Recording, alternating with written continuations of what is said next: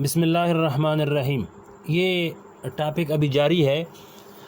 فرمایا کہ پہلے وضو کی دعاؤں کا ذکر چلا آ رہا ہے۔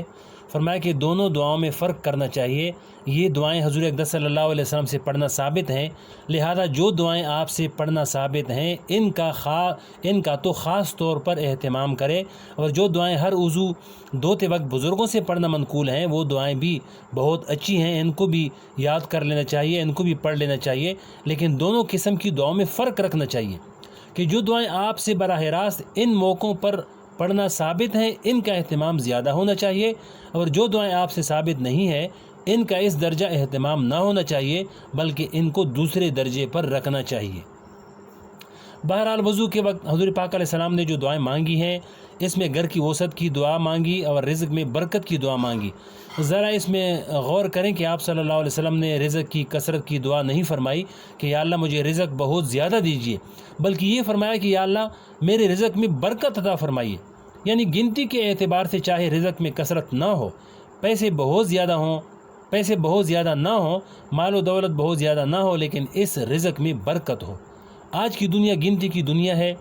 ہر چیز میں گنتی کی فکر ہے کہ گنتی میں میرا مال بڑھ جائے، میرا بینک بیلنس بڑھ جائے، اور اس فکر کے نتیجے میں ہر وقت انسان اپنے پیسے گنتا رہتا ہے کہ میرے پاس کتنے پیسے ہو گئے۔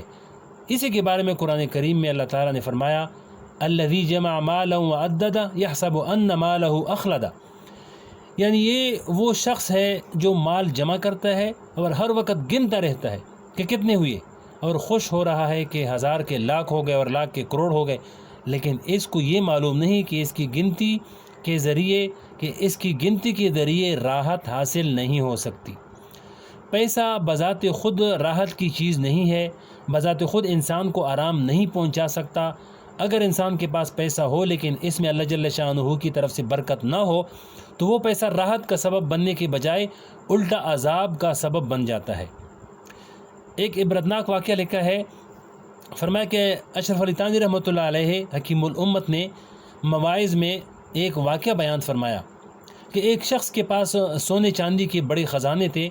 اور وہ ہر ہفتے ان خزانوں کا معائنہ کرنے جایا کرتا تھا۔ اس کا ایک چوکیدار بھی رکھا ہوا تھا اور اس خزانے کے تالے ایسے تھے کہ کوئی آدمی اندر سے وہ تالے نہیں کھول سکتا تھا۔ ایک دن وہ ان خزانوں کی گنتی کرنے کے لیے اور ان کا معائنہ کرنے کے لیے اندر گیا تو وہ دروازہ بند ہو گیا۔ اب وہ اندر سے اس دروازے کو کھولنے کی ہزار کوشش کرتا مگر نہیں کھلتا۔ اب وہ سارے خزانوں کے درمیان بیٹھا ہے، وہاں سونا ہے، چاندی ہے، روپیہ پیسہ ہے، زمین سے لے کر چھت تک سونا بھرا ہوا ہے، لیکن وہ نہ تو اس کی بھوک مٹا سکتا ہے نہ اس کی پیاس بجھا سکتا ہے، یہاں تک کہ اس کو باہر نکلنے کے لیے راستہ بھی فراہم نہیں کر سکتا۔ وہ سارا خزانہ ویسے ہی درا کا درا رہ گیا اور اسی خزانے کے اندر بھوک اور پیاس کی وجہ سے اس کی موت ہو گئی۔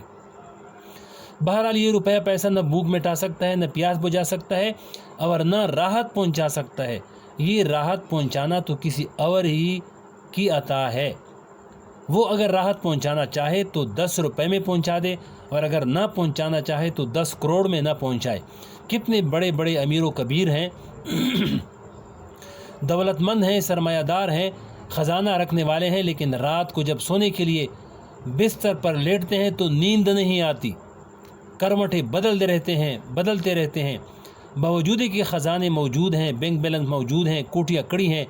کارخانے چل رہے ہیں، لیکن رات کو نیند نہیں آتی، رات کی نیند کی لذت سے محروم ہیں۔ اور کتنے مزدور ایسے ہیں جنہوں نے صبح سے لے کر شام تک بمشکل 50-60 روپے کمائے اور پھر شام کو خوب بھوک کی حالت میں ڈٹ کر روٹی کھائی، اور رات کو جو سوئے تو 8 گھنٹے کی بھرپور نیند کر کے صبح تازہ دم ہو کر بیدار ہوئے۔ اب بتائیے کہ وہ 1,00,000 روپے زیادہ فائدہ مند ہے یا 50 روپے زیادہ فائدہ مند ہے؟ اس 50 روپے نے اس کو فائدہ اور آرام اور راحت تو پہنچایا، اور وہ 1,00,000 روپے کمانے کے بعد بستر پر کروٹیں بدل رہا ہے۔ لہذا اللہ جل شانہ سے جو چیز مانگنے کی ہے وہ پیسے کی زیادتی نہیں ہے بلکہ پیسے کی برکت مانگنے کی چیز ہے۔ آج یہ تصور ہمارے ذہنوں سے اوجھل ہو گیا، آج تو یہ فکر ہے کہ کسی طرح پیسے بڑھ جائیں، ادھر سے ادھر سے، حلال و حرام سے،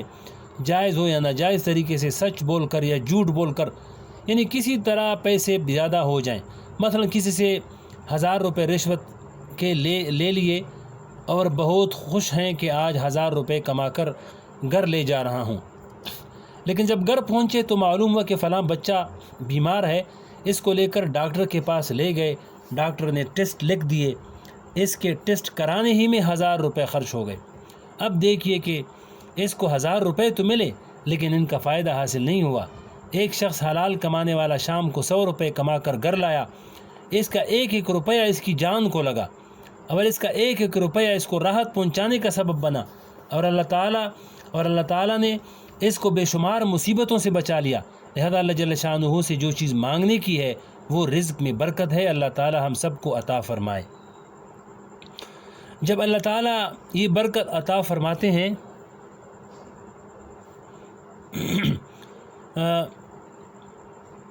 تو روکی سوکھی روٹی میں بھی عطا فرما دیتے ہیں، اسی میں زندگی کا عیش عطا فرما دیتے ہیں، اور اگر برکت نہیں ملتی تو پھر کروڑوں میں نہیں ملتی۔ لوگ میرے پاس آ کر اپنے حالات بتاتے ہیں، یہ تقی عثمانی صاحب فرماتے ہیں، اور مشورہ کرتے ہیں، اس سے معلوم ہوتا ہے کہ لوگ کن حالات میں زندگی گزار رہے ہیں۔